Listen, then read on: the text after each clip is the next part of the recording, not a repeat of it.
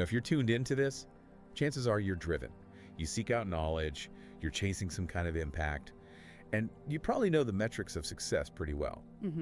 But there's this hidden tension running underneath all of that drive, isn't there? We're living in this world of just constant connection, pings, notifications, all these roles we're supposed to fill. And yet we feel completely fragmented. Exactly. Fragmented. Yeah, and that fragmentation, it's not an accident. It's really the cost of trying to be everywhere and everything for everyone. We've been looking at some fascinating material for this. We really have. From, ancient wisdom texts to really modern psychological research on leadership.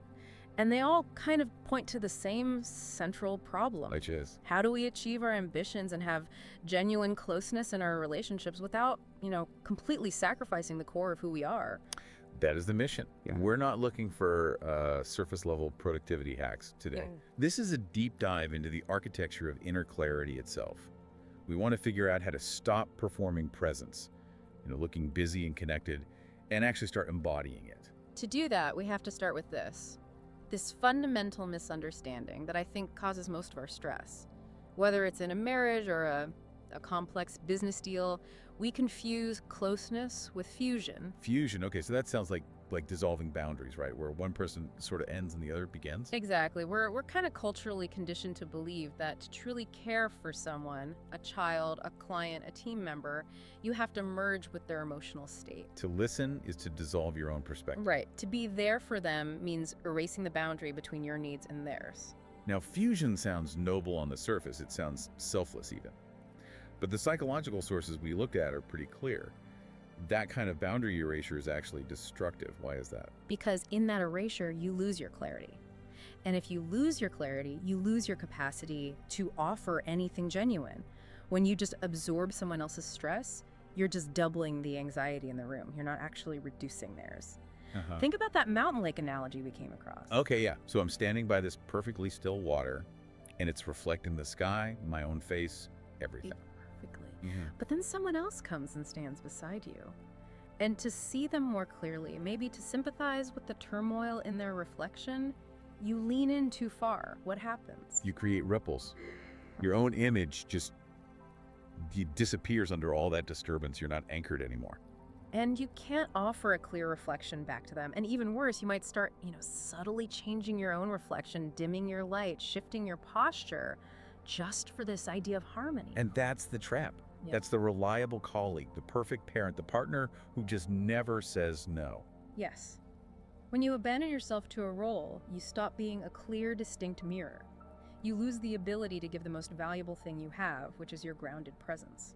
So, if closeness isn't this fusion thing, if we have to stop erasing ourselves to be present, how do we maintain our center when everything is just so intense? I mean, where's the real anchor when the world is constantly trying to pull you into its drama? Well, this brings us to this deep well of ancient wisdom that's, believe it or not, incredibly practical for modern life. The anchor isn't some fixed, brittle self that we have to defend all the time. Okay. It's the realization that identity itself is fluid. We can look to the teaching of anatta, which is often translated as not self. Not self.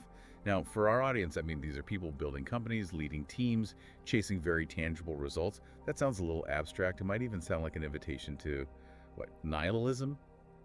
Apathy. I get that. How does the idea that I don't have a fixed self help me meet a deadline or, get through a tough negotiation? It's the opposite of apathy. It's actually the definition of practical freedom.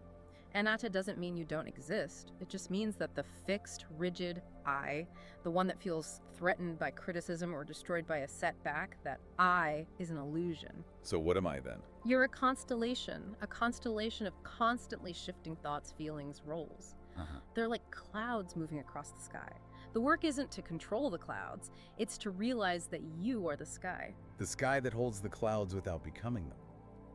Wow, that shifts the focus right away from what you're doing on the outside to what you're aware of on the inside. And resting in that awareness, that inner sky, that's what modern psychology calls building self-differentiation. Self-differentiation. It's the ability to stay emotionally connected to others, your team, your family, whatever, while staying grounded in your own sort of non-negotiable center. That sounds like the absolute key to emotional intelligence under pressure.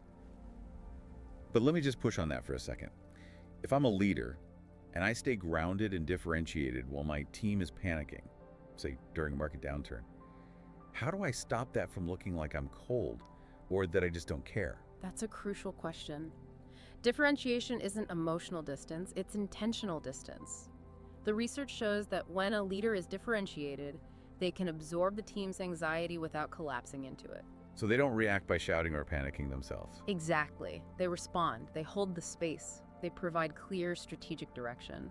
So the team doesn't see a person freaking out, they see a steady presence. The leader's clear thinking becomes the antidote to the chaos. And on a personal level. It's the inner anchor that lets a parent say no to their child with real love. Not out of guilt or fear of a tantrum, but from a place of clarity about what's best. They don't confuse the child's distress with their own failure as a parent. That's a really powerful translation from, ancient philosophy to something you can actually use. So let's connect this anchor directly to sustainable success. How does this groundedness translate into, measurable effectiveness out in the world? The link is profound. And frankly, the competitive advantage is immense.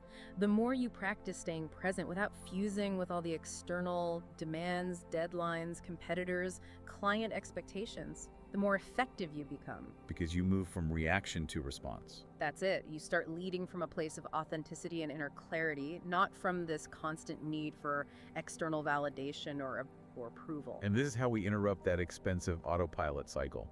The people-pleasing that leads you to overcommit, or the overworking that's just about proving your worth to some critic in your head. Precisely. We see this with high performers all the time. Let's make that CEO example really concrete. She doesn't just meditate before a high-stakes board meeting. She does something strategic. She locks her phone in a drawer for 10 minutes. Not to escape reality, but to cultivate a sense of enoughness right there in the middle of it. She anchors herself with a simple thought. I am here. I am not my stress. I am awake. That small act, just locking the phone away, that's a physical victory over impulse. It proves to herself she can choose her internal state, even for just 10 minutes. That is the real victory, and that inner return lets her walk into that room and actually listen with openness. She can hear the data, even the dissent, without getting defensive. She can disagree even strongly without disconnecting from the people in the room. She's maximizing what some neuroscientists call the response gap, that critical space between a stimulus like criticism and our automatic, costly reaction. That space is everything. True agency lives right there. In ancient teachings, the discipline that grows this gap is called sati sampajanya. It's clear comprehension paired with moment-to-moment awareness. And that awareness shines a light on all those unconscious patterns, right? The defensiveness, the micromanaging. And it interrupts the cycle of strategies that might get you a short-term win, but slowly, surely, erode your sense of self over time. It's like the competitive edge isn't about working harder anymore. It's about seeing clearer. It's about clarity of decision-making. That's your most valuable asset. The world's challenges, the stress, the pressure, the conflict, they're not things to run away from. We have to embrace them. We do. Think about that powerful lotus flower image. It grows in the mud, its roots are tangled in the darkness, yet it blooms pristine above the surface. The mud is our high-pressure world. The key isn't to escape the mud. It's to learn how to grow through it without getting stained by it. And mindfulness is that strategic discipline. It's the stock of your integrity that holds you firm, and this radically reframes ambition. We're not trying to achieve success and then find peace. We achieve success from an already established place of peace and clarity. That brings us right back to relationships, intimacy. If we have to stop clinging to these external roles, what does a true, non-fused love actually look like? Because we've been taught for so long that love means losing yourself for the other person. And that's the painful paradox we were talking about. The more you try to lose yourself to get close, the more you actually push true intimacy away. The other person doesn't want the ghost of your performance. Or your endless accommodation. No. They long for your realness, your boundaries, your thoughtful silence, your genuine yes, and just as important, your genuine no. Authenticity is the ultimate act of love. So how do we cultivate that? What are the components? We can look at two concepts, metta, which is loving kindness, and upekkha, which is equanimity. And metta has to start with the self. True care always flows from a place of fullness, never from emptiness. So it's not self-negating. Never. Think of a mother protecting her only child. Her love is fierce, but it flows from a profound value for life, including her own life and her own energy. And upekkha equanimity, that provides the architecture for that love. It's the container. It is. It's balanced care. It's the middle path between being totally enmeshed and being cold and isolated. It allows for what you could call a permeable boundary. Love and connection come in, but your identity doesn't leak out. The surface of the lake can ripple, but the depths stay anchored. You've got it. This has huge implications for our professional lives, too. Let's bring this back to ambition. How does this change the pursuit of success? I mean, is it okay to want to build wealth? Absolutely, provided the intention is clear. When an entrepreneur practices this kind of awareness, she starts to clarify the why behind the whole thing. Is she building this to fill a void, to prove a point from her childhood? Or is she building it to serve a vision and create real value? Right, and if ambition is driven by that kind of clarified service, then the success it generates naturally aligns with dana, the virtue of generosity. So success isn't hoarded, it's circulated. That's the key shift. That's how financial impact aligns with right livelihood. When a company is built from that kind of integrity, its culture is clear, its products are valuable, its practices are ethical, and you know what? That attracts the best people and builds trust, which is a measurable factor for long-term success. So the highest form of success isn't just about accumulation. It's measured in the freedom that clarity gives you. The freedom to pursue a vision without tying your entire sense of worth to whether it succeeds or fails. Exactly. You can't give what you don't possess. You have to be that reservoir of clarity first. When you stop leaking energy into unexamined fears or roles you haven't really chosen, you become a whole human being. And from that wholeness, you can lead, you can love, you can achieve so much more without running dry. It's integration, not balance. One whole person, awake in every role. This deep dive has shown that the quiet revolution isn't about abandoning the world. It's about engaging with it from a place of radical inner truth. The success we're really after is alignment. And that alignment requires relentless self-inquiry. So the challenge now, for you listening, is to examine where you are unconsciously leaking energy every single day. Ask yourself one question. What's the question? Where am I giving myself away thinking it's love or loyalty? Is it saying yes when you really desperately mean no?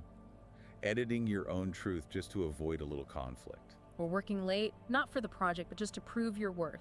Recognize those moments. They're not failures. They are precise invitations to come home to yourself. And as you think about that, here's a final thought to carry with you. What if boundaries aren't walls, but the essential architecture of intimacy? What if success at its absolute peak feels like silence? That quiet satisfaction of congruence, not the noise of applause. And what if the most powerful thing you can offer the world is simply your undivided attention to your own inner truth? That's where the deep work really begins.